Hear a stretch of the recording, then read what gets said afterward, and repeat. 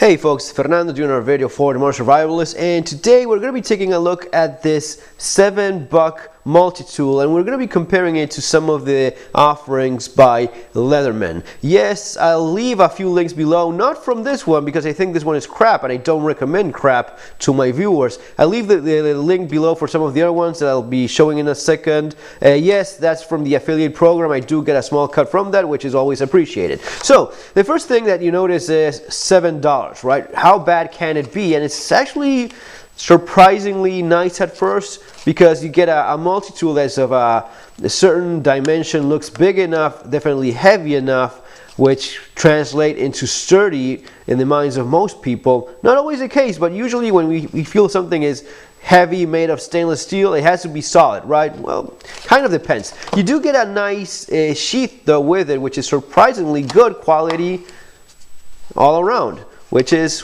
nice. But then you get to the multi-tool. A little bit back on the price thing. $7 for this. Even the cheapest, similar size Leatherman, which would be the Sidekick, which I like and recommend all the time, or the Wingman, both of those are the more budget offerings by Leatherman. The thing is now these are going for like $50-60. I've used to recommend these back in the day when they were going for like 25 or 30. Maybe they'll go back to that in certain promotions, Black Friday or near the holiday seasons or whatever. I think that $60 is really pushing it, guys. Leatherman is just, I don't know what they're trying to do there, but how can you go from 20 something to $60? A little bit too much, but you are getting a very decent, actually a very good multi-tool for your money. So since you can buy like 6-7 of these for the same price, what is it that you get? Well, the pliers are actually very good. They're spring loaded. You have a spring here which looks cheesy and not very stable, but the truth is it's easy enough to remove it, which that's why it may fall off rather easily, but that means it's also easy to replace with a new one if you miss it. So it's spring loaded and pliers are decent enough. This is a type of Chinese made multi-tool that's very similar to a dozen other models available everywhere, so there's really nothing unique about it. But I feel they all ending up having the same flaws.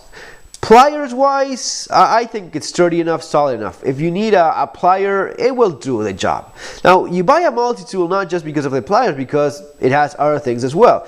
The main thing you end up using in any multi-tool is, of course, the blade. So when you try to reach for the blade, you start noticing, oh, okay, here we go. Crappy design.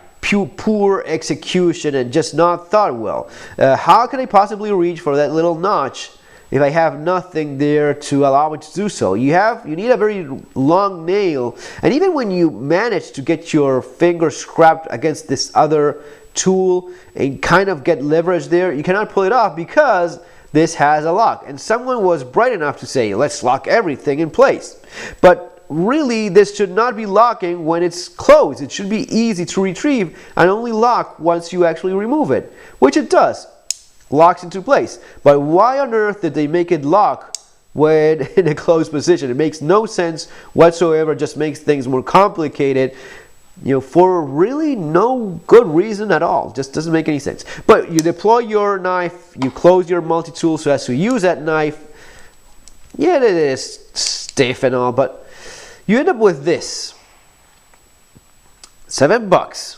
Let's think about the price as well. It's a little bit wobbly. Yes, it is. Still locks into place, which is nice. But because of that shape and where the blade is actually placed, it's just really not all that useful. Compare it to the Sidekick, which I really wanted to be on a better price range. But even at $60, this is actually useful. This is a useful little knife.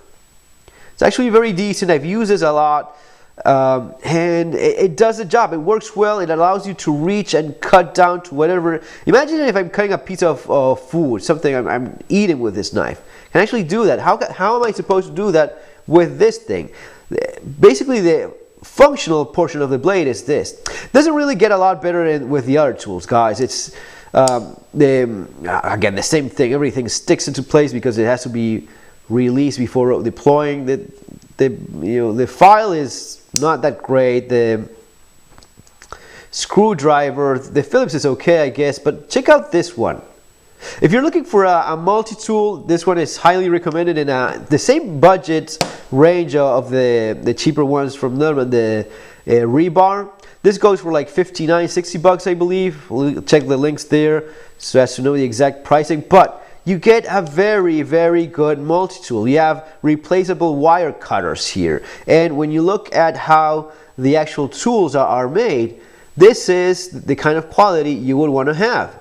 This actually works like a small screwdriver and works well. This, because it's so rounded, look at how rounded that thing is. It's not going to be getting into some of those smaller little screws that it's supposedly intended for. And that's the same story with everything else in the multi-tool. Unfortunately, it's really not all that great. So it comes down to that, you know, for that much of a price difference, are you really getting something? You're tempted of buying, you know, instead of buying just one, buying 5, 6, or whatever it is you can afford.